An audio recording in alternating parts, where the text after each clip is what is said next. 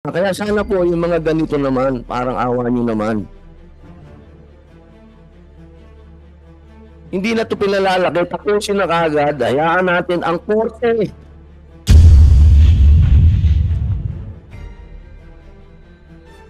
Hindi ito korte kasi kapag kami mo pinatawag dito sa Senado at hindi dadating, pinalalaki nyo.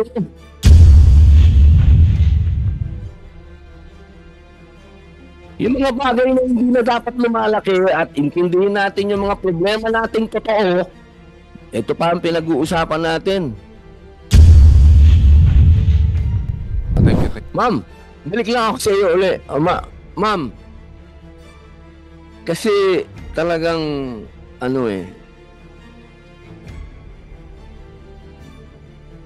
kung hindi natin to, isang bagay ito na dapat wag natin to isang tabi.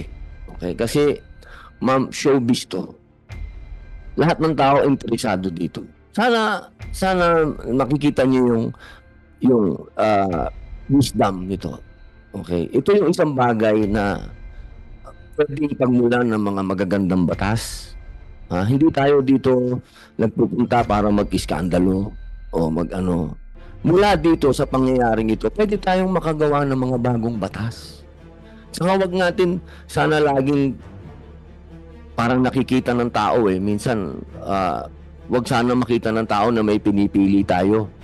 Kapag isang taong mahirap, pagka inireklamo, kita mo kagad may action ang batas natin. Sana po wag sanang magkaroon ng ganun na implikasyon na ganun tayo. Kasi ma'am, ang taong bayan sensitive sa mga ganitong issue. Meron dyan matanda na kumuha lang ng bunga ng mangga, kinulong. Hindi naman NBI yun. Pero kinukwento ko lang sa iyo na yan ang nagmamarka sa ating mga tao. Na pagka mahirap na tao ang inireklamo, ang bilis. Pero pag ito na masasabi nating ugnay ng malaking network, may trabaho, sinasabi nating mahusay, parang ang kailangan natin, due process tayo. Tama, may due process. Dapat, konstitusyon yan Di ba? Batas yan Pero ma'am, hindi akusado ito. Hindi ito suspect. Masama ba imbitahin? Imbitahin, pwede ba kayo? Imbitahin, puntahan mo ikaw na mismo magdala sa kanya ng imbitasyon mo. Ma'am, pumunta ka dito. Puntahan nyo na. Parang awa nyo naman. Pinuntahan nyo na ba? With due respect, Your Honor, na-serve na po namin yung subpoena, kaya inaimbitahan na po namin sila. Dumating na po ba? Hindi pa po, kasi mayroon nun yan schedule na... Kailan po sila naka-schedule? Sa August 9 po. Kailan po mandalin dito? Sino po? Yun po, pagdala sa kanila, nasa sa kanila na po yun. Hindi, diba, inimbitahan nyo? Opo. Inimbitahan nyo, diba? Pwede nyo bang imbitahan din dito? I don't think it's within our power na imbitahan po sila sa Senado. Yun ang sinasabi ko. Yun ang sinasabi ko, ma'am Kailangan magtulungan tayo dito. Kasi kung dito pa lang, sinasabi mo na sa akin na hindi ko sila pwedeng kausap. Iba yung kausapin mo ng as NBI ka, as kausapin mo as tao tayo. Mga Pilipino tayo, halika dito. Harapin mo na to, tapusin natin ngayon. Kung nandito sila, di-adjourn na to. Naintindihan nyo ba ako? Adjourn na to, hindi na to issue. Iba na yung pag-usapan natin. Pagtulungan natin to, ma'am, huwag tayong para sa akin, please, tapusin na natin to. Hindi ito isang bagay na harangin mo yung sasabihin ko. Pwede mo, yes sir, tutulungan namin kayo sa abot ng aming makapangyarihan na wala kaming nilalabag na batas. Hindi sabihin nyo, merong nagrereklamo dito ng sexual harassment.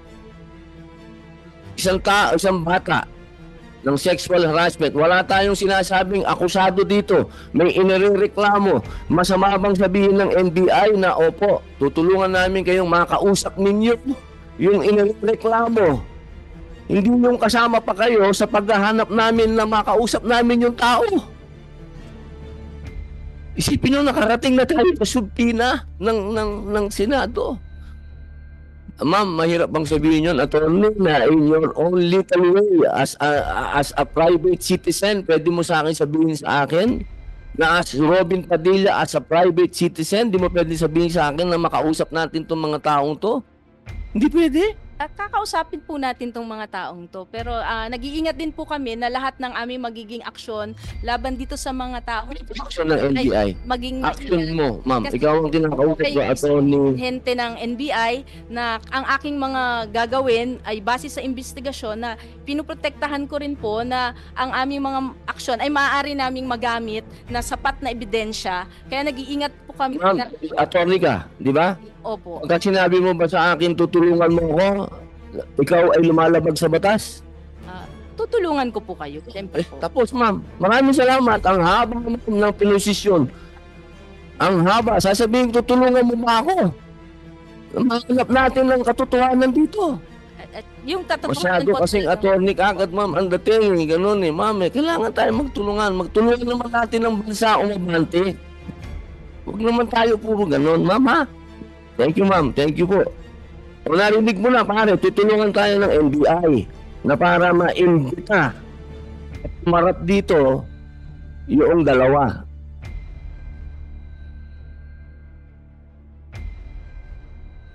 Ano po ang inyong masasabi? Ito po ba yung makakaluwag sa inyong kalooban?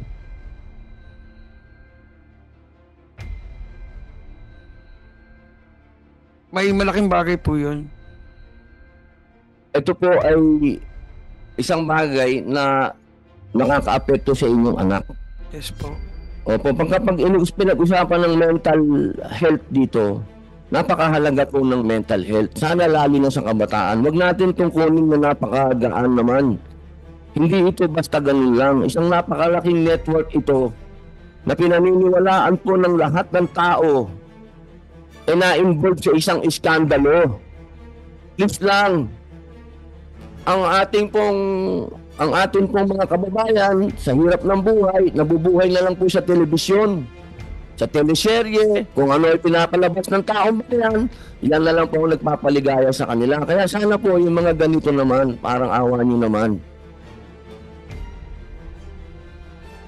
Hindi na ito pinalalaki, tapusin na kagad, hayaan natin ang korte. Hindi ito korte kasi kapag kami mo pinatawag dito sa Senado at hindi dadating, pinalalaki nyo. Yung mga bagay na hindi na dapat lumalaki at intindihin natin yung mga problema nating totoo, ito pa ang pinag-uusapan natin. Sila po ay compliant, meaning meron po silang in place na CODI at meron din po silang sexual harassment policy in place. Ibig pong sabihin, labas po sila dito. Pumapayag ka ba, sir? Senator Nino Mulak, na labas na ang GMA? Never against po kayo. We're against GMA. Oh, so, kung magkukomplain po kayo, hindi niyo isasama ang GMA. It's against the two. Those two So, perpetrators. po bang kasang ipinatong nyo, kasama po ba ang GMA? Hindi po. Hindi po. So, labas po ang GMA. Sa inyo po, as bilang complainant. So far, attorney, Attorney Sarina, para mabilis tayo, huwag natin patanggalin to, please. Huwag natin itong gawing sensation. No? I understand Sensationalize to eh. from Nino that this is, it will be a case directly against the two perpetrators for now. And that's what we are doing, Your Honor. I hope you understand we cannot share anything more because we are preparing our complaint. And Yes. Pero sa complaint yung pinag-prepare, hindi naman kasama GMA, di ba? But right now, Your Honor, we are focused on the two. The two. Yeah. Okay, malinaw naman ang GMA na hindi nila regular employee ito, di ba? Sir, malinaw sila. Hindi sila regular employee, pero nagsasagawa sila ng investigasyon. Opo, tama. Tama po ba? That's what Ms. Annette said. Opo, papayag po ba kayo na para matapos Sobrang appreciate ko po yung hinarap ni Miss Annette sa akin yung dalawa na nag-apologize sa akin for what happened. Yun So, po. okay na po tayo. Para matapos po tayo ng maaga dito sa hearing natin na to, pumapayag po kayo na ilabas na natin ang GMA. Sa hearing na to, hindi po sa kasuhan ha, sa hearing na to, hindi po hindi po ito korte. Sa pagdinig na to, pumapayag po ba kayo na ang GMA ay ilabas na natin dito sa usapan mo? With all due respect, Your Honor, I think my Sandra's father is not in the position to answer that because I understand the name of this the objective of this committee. Title, yes. Policy. Malinaw naman na yung policy, di ba? Malinaw na yung policy. So it, Well, establish na natin na malinaw ang policy ng Channel 7. Di ba? so it, Meron nga silang, sabi nga ng doon, meron silang sexual harassment, meron din naman silang ginagawang hakbang. so it will be up to you, Your Honor. It will not be. Ayoko lang, baka sabihin niya, pagkatapos kasi ng hearing, hindi kami tinanong. Tinanong ko kayo. Sa akin, basta sila. We submit to your discretion, Your Honor. This is your committee. Okay, salamat po. Pare, okay ka? Opo, ma'am. Okay. Hindi na po kayo kasama sa pagdinig na to. Maraming salamat po sa inyong pagpunta rito, sa pagbigay po ng inyong statement. Aantayin po ng komite yung pong inyong gagawing investigasyon. At doon po kami magbabase. Opo, maraming salamat po. Maraming salamat po. Pwede na po kayong suspend po natin one para makaano po yung GMA.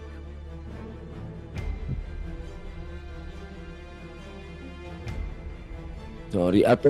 Maria Cherry Cruz. Atty. May parang po ako sa inyo para mabilis din po, para marinig na po kayo. Ayaw natin patagalin to, please. Apo, ang tanong ko lang po, kung saan po nagkaroon ng sexual harassment complaint si Gretchen Pulido, paano po na-handle po ito ng ABS-CBN? Good afternoon, Mr. Chair. Once we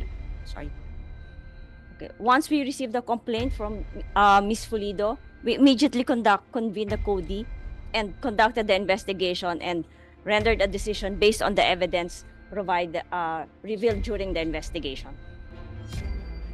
Wala na po tapos na. Insofar as ABS is concerned, Your Honor, wala na. Sa ABS po, kayo po, nagsagawa po kayo ng sariling Yes, we did. investigasyon. We did. Opo, katulad po sinabi po ng Dole, naayos niyo na po ito. It's completed. This has been, Opo, dumaan na po sa proseso, lahat. yes, Your Honor. Opo, Miss Mafel, ang po doon sa kanto na yun, wala na po yun, tapos na. Mr. Chair, I don't have the data with me right now tungkol po sa ABS-CBN na case. But if you will allow, we will submit to your honorable office. Opo. Kung sa pag-aaral po ninyo yun, sana po pagka sinadmit po ninyo yung resulta ng investigasyon na yun, sana po bigyan din niyo po kami ng idea kung ano po yung pwede nating gawing batas patungkol dito. Kasi parang ulit-ulit na merong sexual harassment, may gano'n.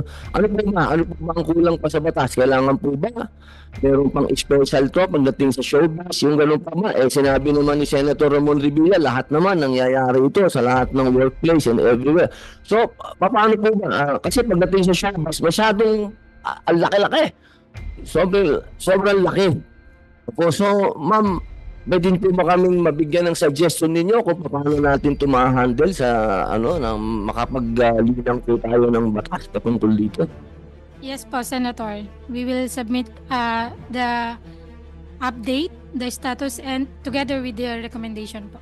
Maraming salamat po. Ma'am, tulungan po kami. Kuntal, sabihin ka naman ng tatang yan. Hindi na rin po kayong umalis. Ma'am, tulungan niyo lang po kami. Kasi hindi na rin po pwedeng ganitang paulit-ulit sa industriya natin. Po, hindi naman po ako nagmamalinis sa inyo, Ako ay taga-sabi din. Alam ko din ang nangyayari sa buong industry natin.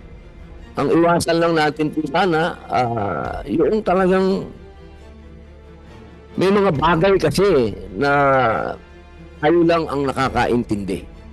At tayo lang ang makakapaglinang ng batas. na makakatulong talaga sa industriya natin. Sana po matulungan niyo po kami na makapaglinang tayo kasama po ang DOLE para sa mga ganitong pagkakataon po na meron tayong mga kasama sa industriya na sumasabit sa mga ganitong kaso o sasabit pa lang o hindi pa naman napapatunayan, nandito na at inireklamo na. Sana meron po tayong mga hakbang talaga na hindi na po ito kailanman sana parang paulit-ulit na lang.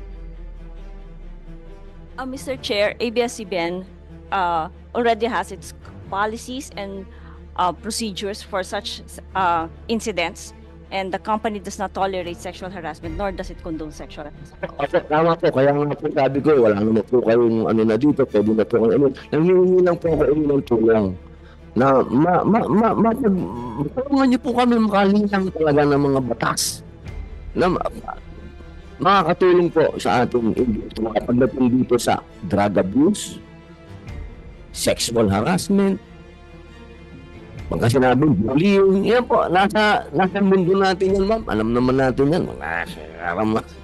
Diba? Mundo natin yan, ma'am. Tayo lang ang makakaalam. Akin pong kinikilala ang idol din po natin na Senator Joel Villanueva. Opo, Senator, opo, baka meron po kayong unang salita. I will be here to listen for a while. Thank you. I'm here to support our chair, and thank you for calling for this hearing, Your Honor.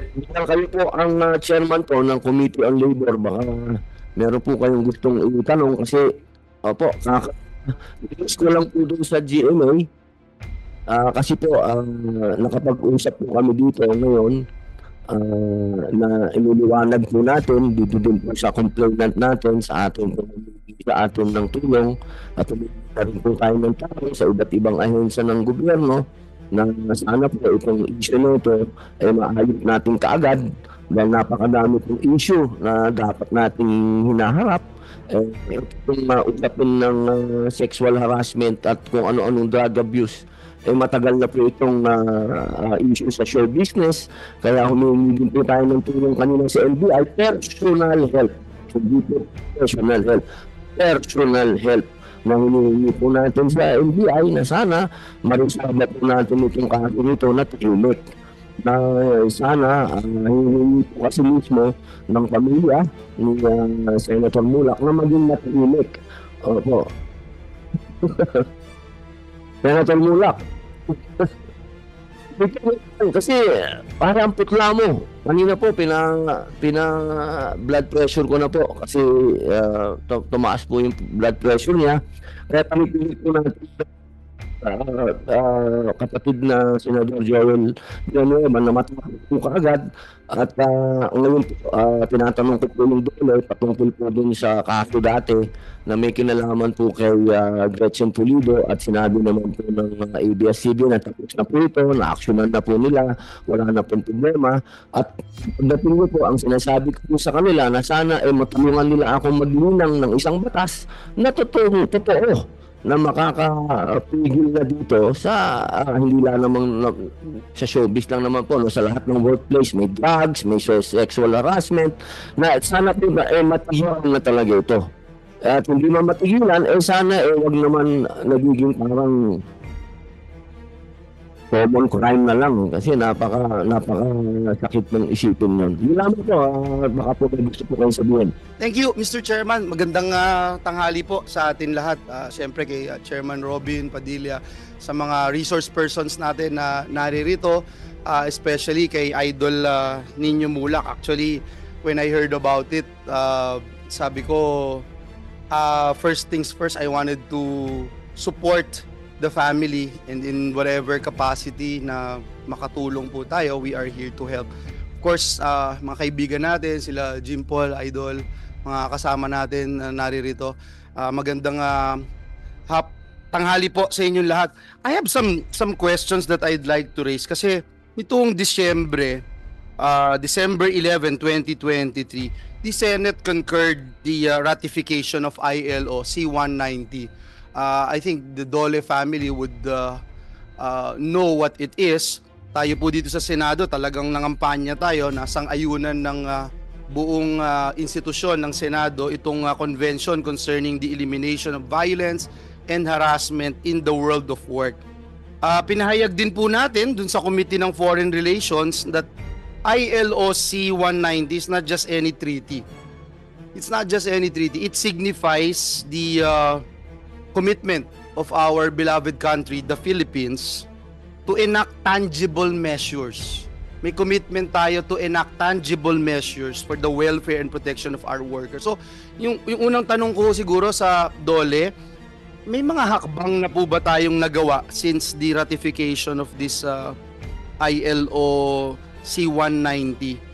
Yung konkretong paraan para ma-implementa ito. At siguro we wanted to hear yung mga strategies na masigurong epektibo nating mapigilan yung pang-aabuso at harassment sa empleyo. Alam niyo po, tama yung sinabi ni Chairman Robin Padilla kasi hindi lang po ito sa mundo ng show business nangyayari. Alam niyo ho, ako'y isang basketball player, high school to college. Muntikan na akong mag-magna sa UST, hindi magna cum laude, magna 9 years. Kasi 8 years player ako ng basketball. At mismo sa larangan ng basketball community, even up to now, tanungin niyo po, may mga ganyan na situation. And unfortunately, hindi lang nakapagsusumbong o hindi lang nagkakaroon ng lakas loob kagaya ng nakita. And that's why we salute ang Mulak family and we wanted to put on record that we will be with them every step of the way. In fact, I am also saddened that the two alleged perpetrators are not around, pero I think sinabpina na po, Mr. Chairman, at natutuwa po tayo doon dahil marami po tayong katanungan sa kanila dahil alam niyo ho, itong ganitong uri ng ginawa o itong activity na nangyaring ito, wala hong puwang ito sa isang sane society. And that's why we abhor and in the highest form of condemnation, ginagawa ho natin yun, no? At wala tayong pinipili, kasarian, relihiyon o kung ano man. Alam natin lahat na mali ito at hindi dapat tularan. So that's the main reason why we are here today. One is to make sure na may justice, may hustisya. Hindi ho po pwedeng nakakalusot yung mga ganitong uri ng gawain. Hindi ho po pwede. Hindi lang ako makapagsalita ng mas masama pang salita pero gustong-gusto ko na po sabihin, no? Pero hindi talaga dapat ito nangyayari. At kung hindi ka nagngangalit o hindi ka gagawa ng paraan para makamit yung hustisya dito, wala kang kwentang Pilipino, wala kang kwentang tao. Kaya po, yun yung unang gusto kong sabihin. Pangalawa, we wanted to make sure na ready ang pamahalaan para sa mga ganitong sitwasyon. Para hindi na maulit. Hindi na maulit at maprotektahan din natin yung dapat nating maprotektahan. Lumabas yung mga pupwede pang lumabas para magsumbong sila at makita rin nila na may nangyayari sa pamahalaan, meron tayong ginagawa, meron tayong magagawa. Kasi may kulang pa ba sa batas? May kailangan ba bang batas na kailangang ipasa? We're ready to do that. But if it is about implementation, then we have to pound and exercise our oversight powers here in the Senate to make sure that our government system works. So muli, yung katanungan ko po sa Dole family kasi titignan nyo yung datos, no? I can go on and on. You have 421 cases sa PNP ng sexual harassment. You have 22.8% ng civil service showing na sa buong mundo kasama ang Pilipinas nakaka-experience ng violence and harassment at work. In fact, baka mas mataas pa sa Pilipinas. So, yun po yung gusto nating malaman. How are we doing? Kasi mukhang hindi naman dapat tayo passive dito. Dapat we are in a proactive stance in addressing this situation. Ma'am, please. Good afternoon po, Mr. Senator. Again po, would like to emphasize na ang Department of Labor and Employment po ay hindi pinahihintulutan ang anumang uri ng karahasan o pang-aabuso sa mundo ng paggawa. In fact, we support po yung implementation ng C-190. However, Mr. Senator, if you will allow us, we will submit the specific report or update on the implementation of C-190 because there is a program manager, specific program manager po of the DOLE, which is the Bureau of Workers with Special Concerns, who is not in this ano po. Unfortunate no na hindi natin maririnig ngayon, but I'm good with that. Masubmit sa atin, but on the next hearing I will pound on it. Meron din po tayong Republic Act number 7877, yung Anti-Sexual Harassment Act of 1995. Nakasaad po doon na dapat magkaroon ng Committee on Decorum and Investigation of Cases on Sexual Harassment. Kasama ho doon sa parte ng batas na ating ipinapatupad. Isa po sa mga responsibilidad nito ay yung mag-imbestiga ng mga kasong may aligasyon ng sexual harassment.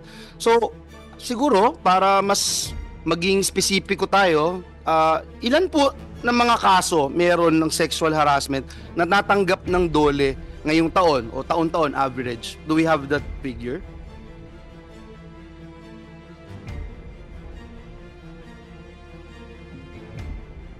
Yes po. Yes po, Mr. Chair. It's a request for assistance po under the NCMB. For this year po, we've received a total of 1,459 cases. 1,459 cases. That's Mr. Chairman, yung pa yung mga nagsusumbong. Can you imagine how many yung hindi nagsusumbong? For example na lang, sa sektor na pinanggalingan ko, sa basketball community na lang, halos wala ho akong kakilalang may nagsumbong. Sa totoo lang. Hindi ko alam sa showbiz industry, Mr. Chairman. Sorry. So, may idol. Mabanggit mo yung sa showbiz. Alam niyo po, minsan kasi katulad po ng sinabi kanina ni Ginoong Ninimulak. Sabi nga po niya na mainam na gusto nila magtahimik eh. Opo, kasi totoo po yung sinabi nyo, marami po talagang bilang na tahimik lang. Tama po yun. And that's why we have to be more proactive. Ngayon, dun po sa sinasabi natin kanina, parte ng Republic Act number 7877, meron pong tinatawag na Committee on Decorum. Ito po ba ay naa-assess? Ito po ba ay natitignan mabuti? Ang DOLE ay merong mga inspectors, tinatawag na labor inspection program. Ako ho ay isa sa mga nagbigay ng malaking pondo ho dyan. Ako ho ay 3 taon nang nag-depend ng budget ng DOLE. At if I recall, yung pagdagdag, if I recall, about 200 million yung dinagdag na pondo para dyan sa labor inspection na yan, na programa na yan. For example, Your Honor, ilan po sa mga kumpanyang walang ang na-check nyo na sa ng DOLE na walang ganitong polisiya? At kung wala, ano yung ginagawa natin? How do we help them, number one, to establish this Committee on Decorum and Investigation of Cases on Sexual Harassment. Number 2, how we can make sure that their system actually works. Sige po. Thank you po, Mr. Senator, and we recognize po all the help of your honorable office in providing us the additional budget and the additional manpower for our office. For the institution of CODI, yes, the department do have a 5-year, actually I have it with me now, Mr. Senator, the 5-year inspection data on establishment inspected which have compliance and non-compliance with CODI formulation po. So for... Actually, ma'am, kahit po sabihin nyo, isasubmit nyo, nag-aaral ho kami dito sa Senado. I also have it the last 5 years. Meron po ako dito. For example, can you flash it on screen? Just to let you know na hindi kami basta rito nag-hearing without studying our craft. Ito ho yung last 5 years. Tingnan nyo po yan, no? Yung 2021, 59,000 establishment yung 2021. Pero itong January, itong 2023, 29,000 lang. Pababa po eh. Tapos tingnan nyo po yung not compliant. No? Yan naman, tumataas, pero bumababa din po yung denominator natin. Ang sa akin lang po, Your Honors, Mr. Chairman, yung pong base dito sa data na ito, maraming kumpanya institute their own committees. But I want you to note na yung number of establishments inspected has likewise gone down over the years despite our programs, despite our giving of budget for the Department of Labor. So I don't know if what is the explanation of Dole on this particular matter.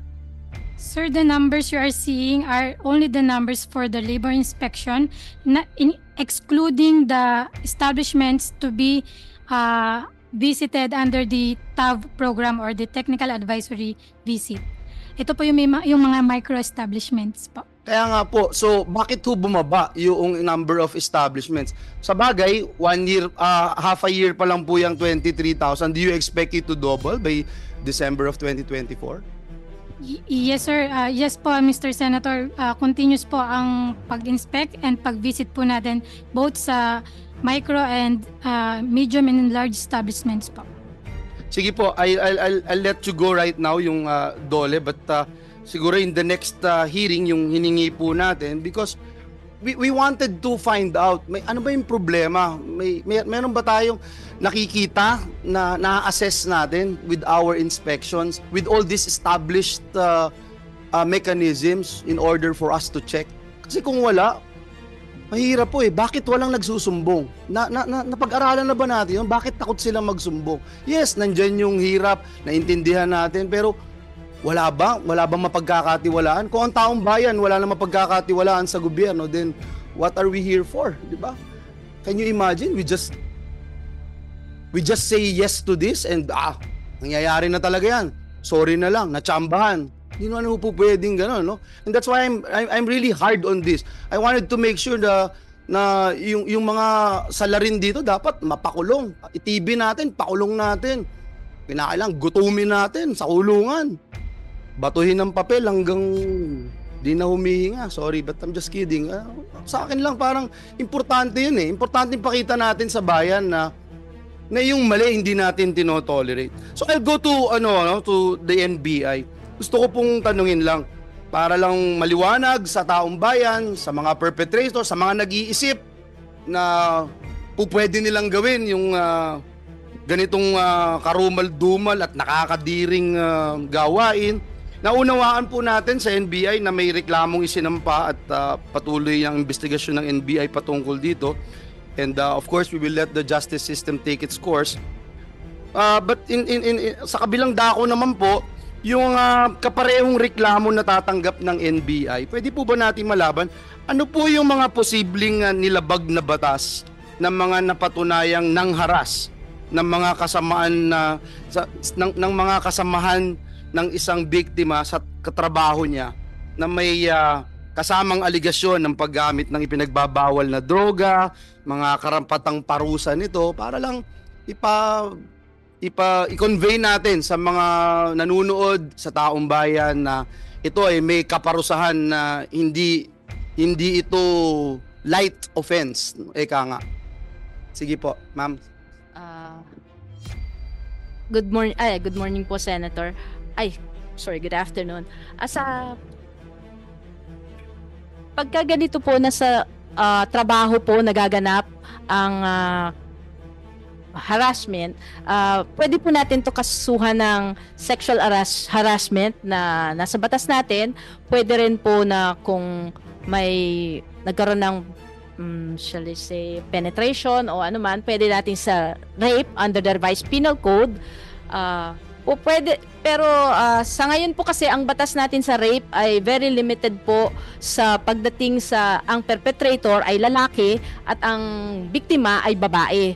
So doon po nakalimit ang ating rape law sa ngayon. Pwede rin naman po kung hindi siya papasok sa rape dahil nga po sa kasalukuyang definition ng ating rape, pwede siya sa acts of lasciviousness po papasok. Opo. In that case, for example, no, sa under sexual harassment, meron po ito na 6 months imprisonment, may fine, at pwede rin yung magkaroon ng separate and independent action for damages, no, sa biktima. In fact, the employer or head of office may also be liable for damages from acts of sexual harassment committed. Dun po sa Section 5 ng Comprehensive Dangerous Drugs, may penalty of life imprisonment, no, of death and fine ranging from 500,000 to 10 million pesos. Yan po yung sa Comprehensive Dangerous Drugs. Kasi pag napatunayan din po na liable po sila dyan, hindi ho ba? Am I correct? Kapag meron hong drugs involved, po pwede rin po na makasuhan under the Dangerous Drugs Act. Pero syempre kailangan po natin ng ebidensya para Yes, dito po. yes. And I'm just saying because this is based on what I have been hearing, and for me it appears na may involvement. So of course I don't want to be meddling with the investigation right now, but clearly kung ikaw ay part o liable dito sa Comprehensive Dangerous Drugs Act, ito yung mga kakaharapin mo. Ngayon yung binabanggit niyo po na rape by sexual assault under the revised penal code, punishable po ito ng if I'm not mistaken 6 to 12 years, is that correct? Oh, ngayon binabanggit niyo po yung pag sa definition ng rape hindi malinaw na I'm just a bit confused of what you made mention. Can you elaborate? Baka may po pwede kaming gawin dyan in so far as legislation is concerned. Under po sa batas natin sa Revised Penal Code po, yung amended na Article 266A, ang definition po dito ng rape is specifically says na by a man who shall have carnal knowledge of a woman under any of the following circumstances. So it's very much defined na ang rape is committed by a man against a woman po under the first paragraph. Okay po. Sige po. Maraming salamat po. At tama po yan. Dapat ang discrimination hindi lamang sa kababaihan kundi sa kalalakihan din po. Mr. Chairman, yung pong mayroon pong yung case dati nung sexual harassment.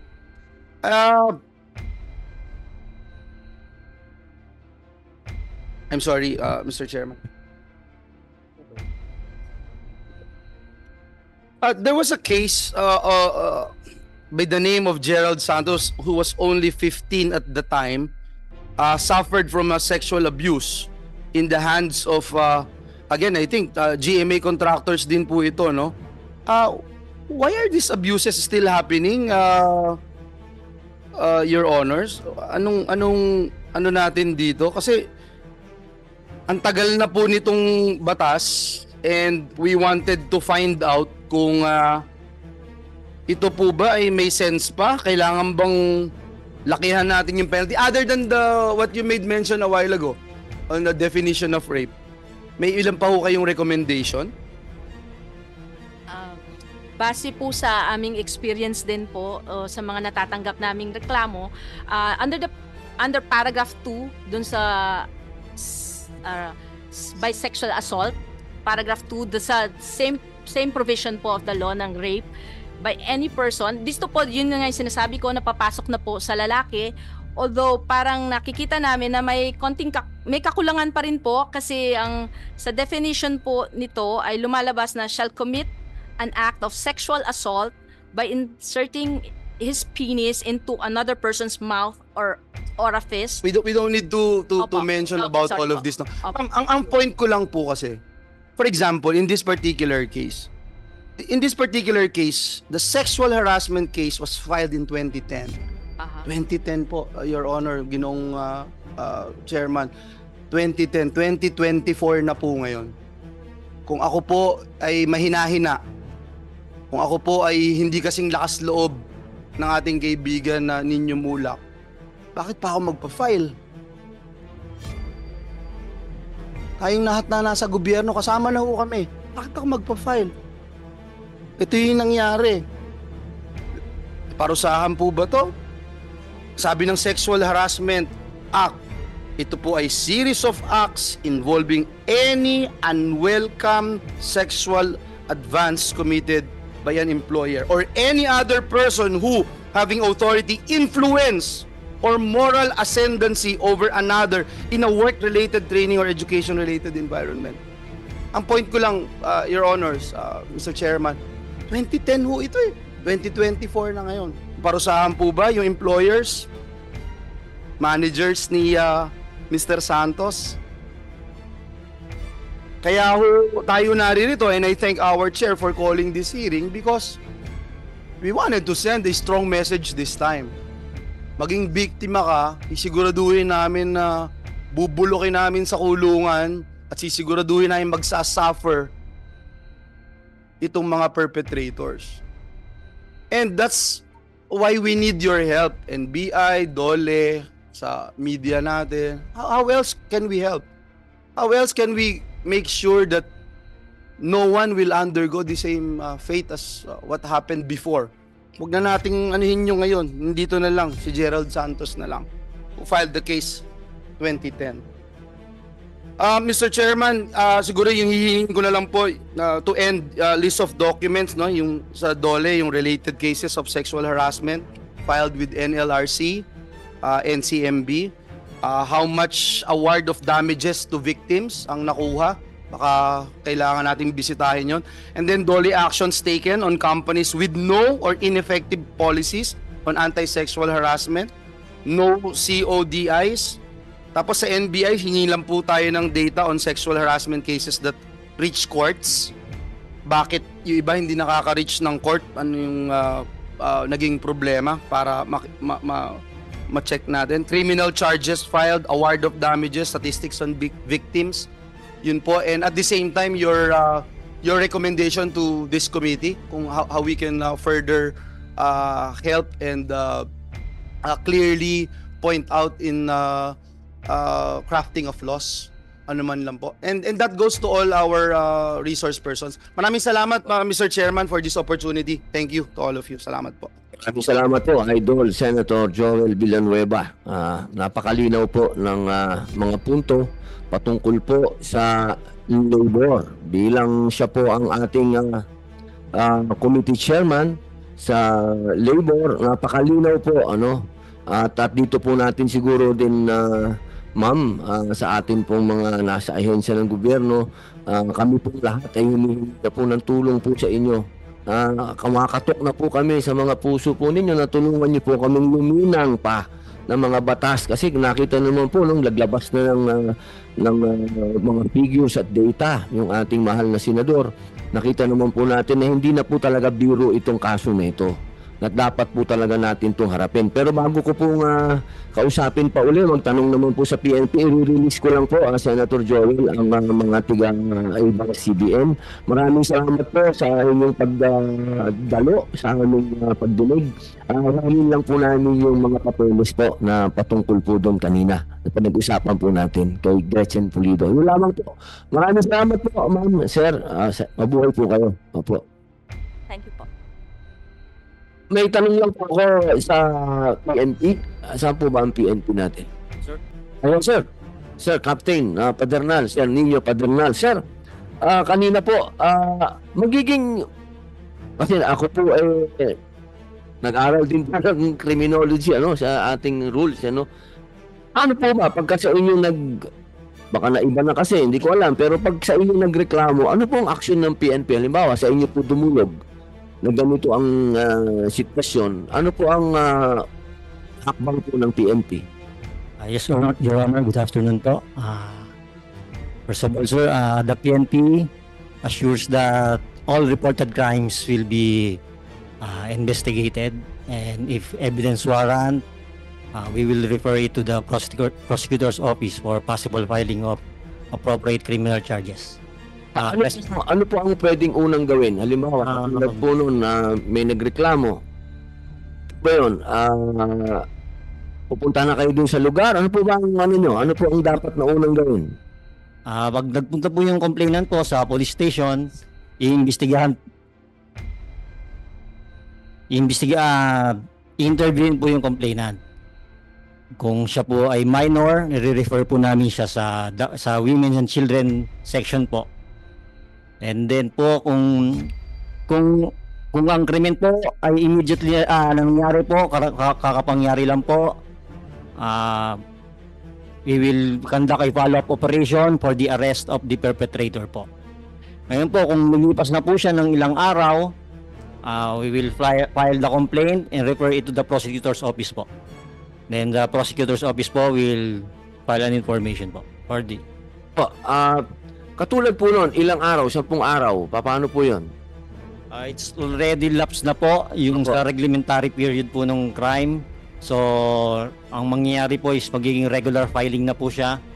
Si prosecutor's office po, mag-file po sa court ng information, then si court po will issue a warrant of arrest para po dun sa perpetrator. Yung mga ganitong usapin po, halimbawa, yung inyong gustong kausapin, yung inirereklamo po. Paano po pwede niyong gawin yan? Halimbawa, nandun na yung complainant, paulit-ulit na pumupunta sa inyong tanggapan. Mag-submit na siya ng kanyang lahat ng hinihingi po ninyo na gusto niyong pagawa sa kanila, ginawa na nila. Ilang araw po bago niyo mapuntahan yung inirereklamo? Kaagad po ba yun? Ilang araw po ba ang proseso ng pagrereklamo? Yung pagreklamo po on the day po, kung nangyari po ngayon, magreklamo po ngayon. Yan yung mga po, nakaraan na, yung 10 araw kalipas. Yun nga po, yung sinasabi ko po, lumampas na po yung reglementary period Ano po yun? Opo. Yung filing, regular filing na po siya. Ipa-file na po siya sa prosecutor's office. Ano ba nga po, nagpunta sa inyo uli? Nag-file na. Opo. Nag-file na. Nagreklamo sa inyo uli. Tutulungan nyo naman ako. Hindi ko naman nakikita yung akusado. Ano gagawin ng pulis? Hindi nyo hanapin yung tao? Kasi naka-refer na po siya sa prosecutor's office. So kahit naka-refer na sa, ibig nyo sabihin, pag naka-refer na sa piskal, Opo. pag naka-refer na sa piskal, kahit yung tao nakikita mo na doon, wala ka na magagawa. Wala na pong magagawa yung pulis po kasi po, pag inaresto po ng pulis yun or Sa presipso. suspect na po kasi siya, sir. So, meron na rin po siyang karapatan yung right of a person in custodial investigation po. So paano gagawin po ninyo? Po siya ng police, it means na parang inaresto na po namin siya. Hindi siya pwedeng arrestuhin. Hindi po, pwede siyang arestuhin kasi nga po lumipas na po yung crime, mag-antay na lang po tayo ng warrant of arrest na issued by the court. Ayun, dole. Opo, narinig nyo. Narinig nyo po. Sorry po ma'am, baka hindi nyo po narinig. Opo, tinatanong po nila sa kasong ganito na napakalaki na ng numero. Kanina po, nakita nyo naman po kung ilan na yung numero ng sexual harassment cases, no? Napansin nyo po ba yung pinakita po ni Senator Joel? Yes po, Iniwan ba ni Senator Joel? Iniwan ba niya? Comsec, iniwan ba niya yung data niya? Kung ilan na yung sexual harassment sa buong Pilipinas? Pakita nyo naman sa dole, makita. So, pag nakita po natin yung figures na yan, sa palagay niyo po ba, sa ganyang kalaking figures, nabibigyan natin ng hustisya ang nagko-complain? Ma'am Dole, sorry pa. Tanong lang. Para mas maganda ma'am, mas maganda usapan natin kasi kanina po, ang linaw lang sinasabi ni Senator Joel na International Labor Organization, galing na pa sa ILO. Okay, niratify po ng Senado ito. Tayo po ay sumasang-ayon sa international law. Opo, na tayo ay ayaw natin ng ganitong karahasan at ayaw natin ng sexual harassment sa work area. Okay, so napakalinaw po nun, at yan na po ang figures, so tingnan nyo po, my goodness gracious. Hindi po yan biro. Opo. Ganun pala ang proseso natin. Pagka sexual harassment, ma'am, siguro naman sasang-ayon kayo sa akin lahat. Hindi naman lahat dyan gusto magreklamo kagad. Medyo nag-iisip ka muna. Hindi yan isang bagay na ipagmamalaki mo. So, ang sinasabi ng batas, kailangan nakapaloob ka sa 10 araw. Ilang araw? Ilang oras? PNP, NBI, ilang oras o? Ilang araw po bago kayo umaksyon na pwede? Depende po sa crime na na-commit. May 12 hours po. 8 hours. Sexual harassment po. Ayan po, rape. Ganyan. Ano po? Yung rape po is Ang reklamo. 36 hours po. Ito na yan. Pero ang reklamo, rape. It's Ilang oras? 36 hours po. Pwede 36 natin- hours. So yung, ano po, yung... Oh, sa natin na Ma'am Belle, 36 hours daw. Sa palagay niyo po ba, sapat ang oras na yun para sa isang taong nalabag ang kanyang karapatan sa usapin ng sexual? Na merong mental health, magkakaroon ng mental health effect sa kanya? Sapat po ba yung 36 hours sa palagay po ninyo? Ano lang po yan, ha? Ano lang po nyo? Kasi, syempre, iba yung normal krimen sa merong kang hindi mo yan madaling ikwento. Yung bagay na yan. Opo. Ano lang po ito? Hindi po ito official statement.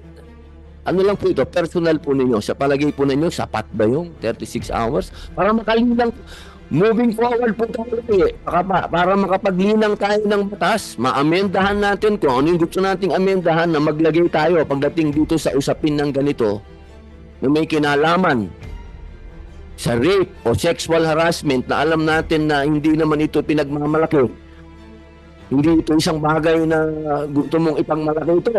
Gusto mo ito itago. So, sapat ba yung 36 hours para umaksyon ang ating law enforcement at sabihin sa harapan ng senador na hindi namin magagawa dahil kailangan kaming sumunod sa sinasabi ng batas? Ito po ba sa palagay nyo okay po ba ito? Inyong personal na pagbibigay ng proteksyon sa ating mga manggagawa?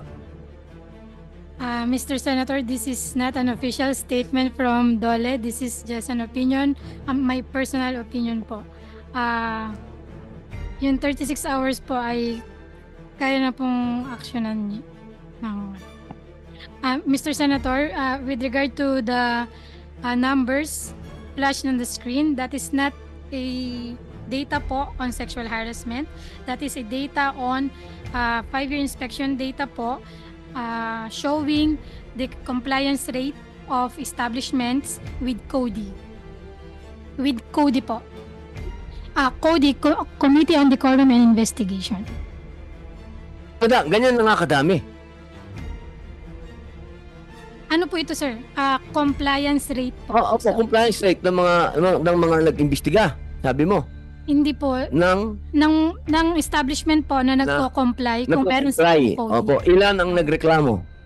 May sinabi kanina si Joel Ilan? Asan yung data na yon? So halos lahat nagko-comply na. ABS, Yes. maraming salamat, di ba? Yung mga ibang establishment nagko-comply. Ilan yung reklamo? Kanina, meron figures kanina 1,000 plus ba? 1,000 plus ang figures ni Senator John. Di pwede magkamali yun dahil tito mo may mamang yun. Talagang, yun, ma'am, partner nyo na yun sa labor pero sabi nyo, sapat na yung 36 hours, kakasabi lang nyo ngayon, di ba? Pero ngayon, humihingi ang nagko-complain, sila nagsasabi na mismong galing sa kanila, dapat ang una natin dito, siyempre, ang sinasabi ng nagko-complain, kayo mismo, sinabi mismo ng NBI na hindi pa handa. Pwede kong pakiulit po yung sinabi po ninyo kanina, nung tinatanong po ni Senator Jinggoy, ba't hindi natin isusubpina si Ginoong Sandro Mulak? Ang kanina po, malinaw po yung posisyon ninyo. Si Mr. Sandro Mulak po ay still undergoing psychiatric evaluation po. Opo. And psychological. So, hindi ho siya maaaring makadulog dahil advice po na ilimit ang kanyang pagsasalita tungkol sa mga pangyayari po. Ayan. Opo. Opo, ma'am, yun yung sinasabi ko. Di ba? So, paano yun? Ibig sabihin na hanggang ganito ang sitwasyon natin dahil sinasabi ng batas na hindi, pag lumagpas sa 36 hours, okay na lang. Magpaikot-ikot lang tong mga irereklamo natin. Hindi nyo ba ako o i-advise ang komite na sabihin sa amin na pagdating sa ganitong kaso, baka po pwedeng bigyan natin ng time yung mga nagrereklamo. Oo, na wag naman nating masyadong i-apply yung sinasabi ninyong 36 hours na yan para yung mga tao naman na gustong mag-complain.